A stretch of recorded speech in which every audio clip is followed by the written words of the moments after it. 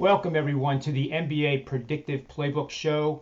I have the number one handicapper, professional sports bettor, UCapper on the show. He was number one at SportsMemo.com in the NBA. And from what they tell me, I was second or third. I don't actually know, but I think, humbly said, I think you got two good guys here to give you some good breakdowns, early action on Thursday, November the 4th, 2021. Welcome to the show, Ronald. How you doing these days? Good, man. I was having a pretty good run there in the NBA. I took a small dip yesterday, but hopefully get back on track today. Hey, it happens to all of us. And for Yeah, those bettors that are new to this, I equate the NFL 18 weeks to 18 holes in the PGA Tour. And even the hmm best in the world will have a double bogey. And, yeah, once in a while we have a double bogey, but that doesn't mean that the season's not profitable. yeah, for Um, sure. so let's kick things off here, Ron. I know you want to look at the 76ers, who have a fondness in my heart over the years. Led by Joel Embiid now, they still have the Ben Simmons saga going on. Yeah, They're taking on the yeah, Pistons at 1-6. The line right now is Philly favored by 5.5 with an over/under of yeah. 206.5 points. So, do you have any early leans to share with us? Yeah, I mean, I think this sort of jumped out at me, John. This line is a bit tricky. I mean, just the other day, the Bucks were 5-point favorites on the road with all those key players missing, and here we have the Sixers, who just beat the one of the hottest teams in the league, and they're just 6-point favorites. And like you said, there's some 5.5 as well now. But the deeper I look into this game, I do see a couple of situational spots that could lead to the Sixers falling flat. One, this is the second of back-to-back games, and the first game was a hard-fought battle against a tough opponent. And two, you have the sandwich spot. They played a key game against the Bulls at home. They go on the road to face the lowly Pistons, then back to Chicago to face the Bulls in a quick rematch. One thing I could see is even with Green and Harris already out, Coach Rivers could limit Embiid or even Curry a little bit in this situation. Sort of try and coast through this game and do enough just to win and prepare themselves for that rematch with the Bulls. So to me, the line is a bit iffy. But if I had to choose a side, I would lean the 76ers full game. Even if the Pistons stick around for a bit, the Sixers should end up winning this by at least 7 points. And now with that said, looking at the total here, you mentioned it's at what 207 now. I believe it opened Correct. at yeah, I believe it opened up at 208, so that got steamed down pretty quickly. Uh, Even though the Sixers are actually the most efficient offense in the league so far this season, they actually play at the slowest pace in the league as well. And offensively, I do think those two situations I mentioned earlier could affect their offense in this game.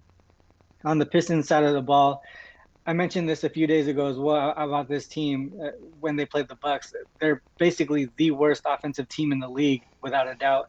They're dead last in offensive rating. They turn the ball over at a high rate, and they shoot the ball terribly, nearly dead last or near the bottom of the league in all things related to shooting. And they also play at a fairly slow pace as well. I don't think we've seen Cunningham enough to make any big changes to this analysis on this team, but there's still some time to see how that pans out. And when we look at the over/under records on the season for these teams, the Sixers are 7-1 to the under, and that one game that went over by just 1 point, and the Pistons are 5-2 to the under. Uh, the issue here is nearly 64% of the games so far this season have gone under, and books are starting to adjust, and totals are starting to move lower, and that percentage will likely flatten out at some point. Like specifically like this game, it opened up at 208.5, and now you're seeing 206.5, 207s. That makes me look at this game, look at other games uh, that were less than 210 this season, and those games are actually 0-2 to the under so far. Both games went over. Um, but with all that said, I do still lean the under in this game. I have this projected around 204. That's good stuff, Ron. And to your point, I'll just augment a few things here. You have a Pistons team that their best shooting game this season so far is 44%. Every single other game is 40 point something or lower. They're coming off a game shooting 32% Yeah, yeah. against Milwaukee, which most teams shoot 32% and better from beyond the arc. Hmm. And the Sixers had, they essentially have had 4 games in a row shooting 50% or better. Last game was 49.4 in their win over the Chicago Bulls that you mentioned. But Hmm. all those games went under, which Yeah. is why they are one of the top, I believe they're fifth in the league in effective field goal percentage. Hmm. So Hmm. another thing I'll mention too is as a handicap here, when you see a team like the Sixers and they're ranking like 20th or 22nd in total team rebounding, you also have to look at that effective field goal percentage Hmm. because there are no rebounds if you make the shot. Yeah, yeah, yeah, yeah. And they're shooting so well and passing the Hmm. ball so well that that's why their rebounding stats look a little skewed. But Yeah, yeah. I like both what you said there. The Sixers are clearly the pick. You don't try to catch a falling knife, as Steve Merrill and I like to say, Yeah. and that's what Detroit is. And to bottom pick Detroit right now is just a dangerous way to lose money, I think. Yeah, yeah, yeah. I No, was that's actually good. So we I was actually in a thread yesterday, and someone mentioned uh points per game, and they were talking about the Bulls, right? Because I was actually um uh uh, on the 76ers that game when they played each other. So the Bulls, um they have a high points per game total on the season, and they mentioned that in their analysis, and I was telling them, they had I think they had a double OT game, so that kind of affects right. how how many points they score per game. And to your thought about looking at the effective field goal percentage, I think it's key to look at other percentages, not just total points per game. Oh, absolutely. Yeah, like assist to turnover ratio is very valuable, and Hmm. there's a whole bunch of the field goal percentages and the ratios start with effective field goal percentage. Yeah. Then you break it down with 3 pointers, fast break points scored per game. Yep. Yeah. A team like we're going to talk about next with the Heat, uh, they're just stellar. Fast break points are I think number 3, and they look to run even though they play at a slow pace, generally speaking, especially Hmm. slower than last year. We're Yeah. definitely seeing lower scoring across the board at 107 points per game versus 112 last year. I don't know if that. Do you think that's a trend that continues? Like, are we gonna? Do you think we'll stay here, or do you think we'll revert back to last year's run and gun? Yeah, I don't know. I mean, I think this early in the season, teams are really just still trying to figure out, how they're gonna move forward offensively and defensively. The people are adjusting to the new foul rules. They're Yep. still adjusting to that.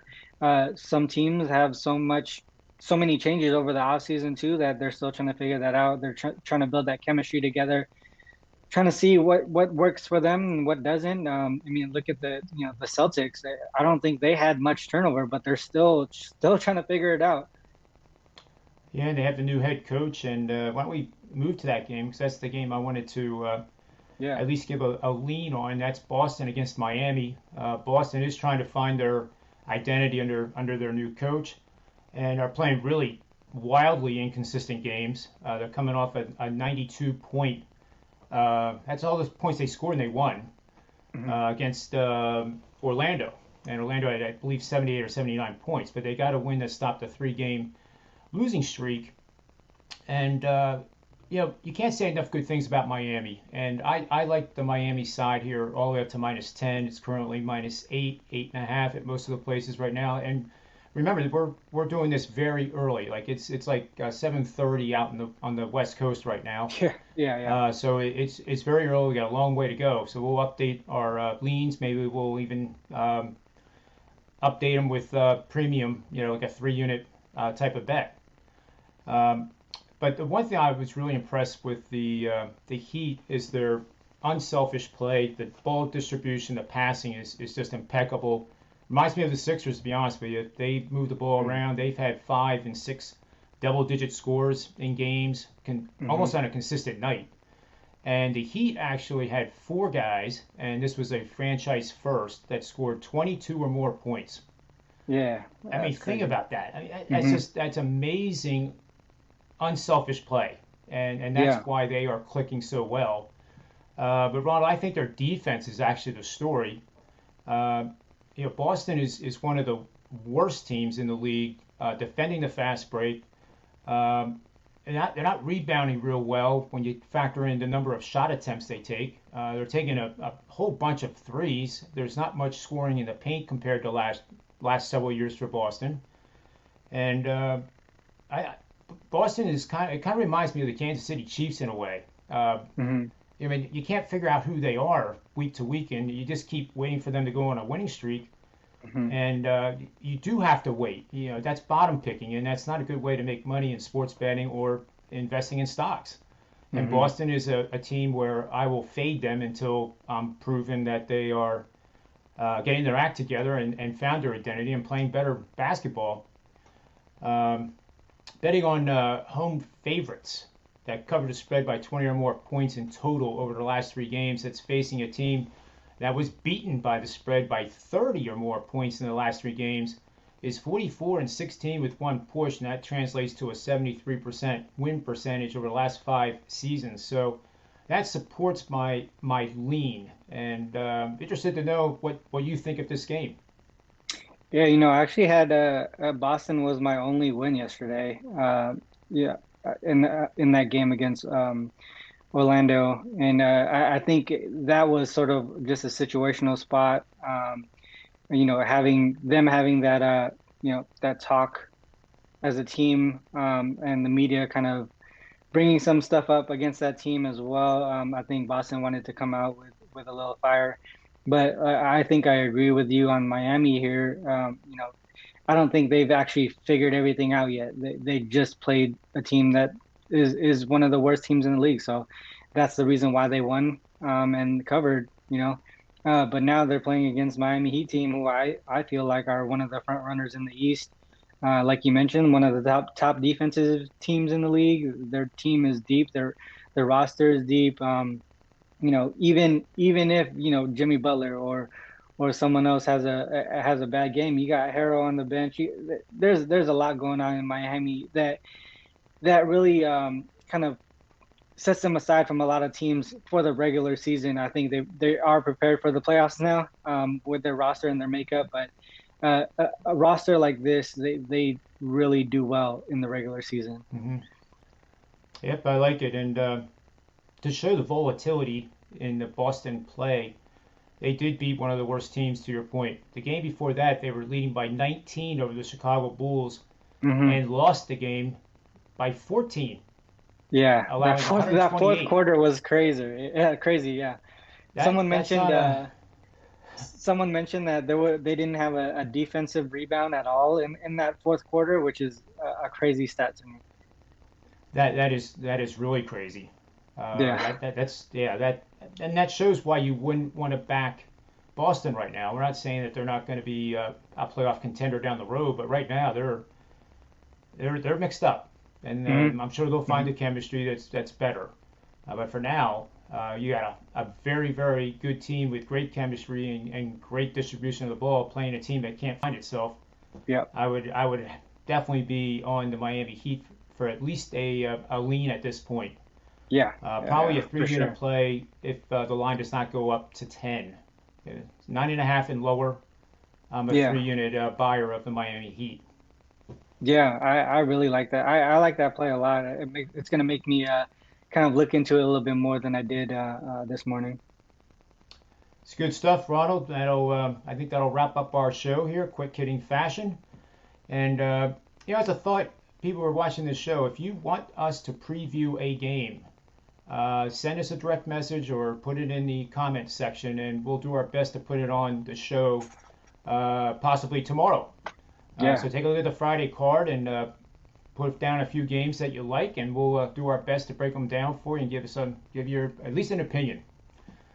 So thanks for joining me this morning, Ronald, this early in the morning. It's always fun to start the day like this. Yeah, for sure. On behalf of Ronald, myself, the Predictive Playbook cast of shows, powered by SportsMemo.com and WagerTalk.com, may all the wins be yours. Thanks again for watching.